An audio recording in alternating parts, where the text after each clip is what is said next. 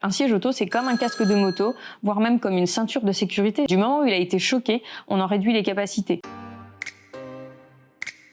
Si on peut éviter les sièges auto d'occasion, c'est évident, il vaut mieux éviter. On ne sait pas comment il a été stocké avant, on ne sait pas comment il a été utilisé, on ne sait pas non plus s'il a été accidenté. En fait, on ne connaît pas l'historique du siège. Alors après, évidemment, s'il vient de la famille, qu'on est sûr de la façon dont la personne l'a utilisé. Si vous avez un peu d'historique, c'est mieux. Si vous avez le budget pour un siège neuf, on parle plus trop d'écologie là. L'idée, c'est vaut mieux racheter un siège neuf pour vos enfants. Maintenant, on connaît la réalité économique des gens et on sait que pour certains, c'est globalement quand même pas possible. Dans ces cas-là, en étant un peu sûr d'où ça vient, en veillant au modèle qu'on a choisi aussi, parce qu'on sait que si les gens sont plus attentifs au modèle qu'ils ont choisi, ils sont aussi plus attentifs à la manière dont ils utilisent et ils stockent leurs produits. Pourquoi pas se tourner vers des groupes de confiance. Nous, on essaye même de mettre en contact des fois les gens sur de l'occasion. Ça ne garantit pas à 100%, mais c'est quand même mieux.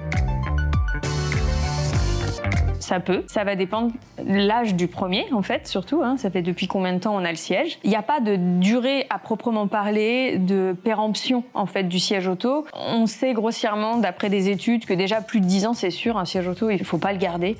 Il y a une durée limitée d'usure en fait des matériaux que visuellement vous ne pourrez pas voir. Ça va aussi dépendre de la manière dont il a été entreposé. Est-ce qu'il est dans une voiture au soleil toute la journée, au froid la nuit? Est-ce qu'il est stocké dans une cave, est-ce qu'il y a de l'humidité, enfin voilà.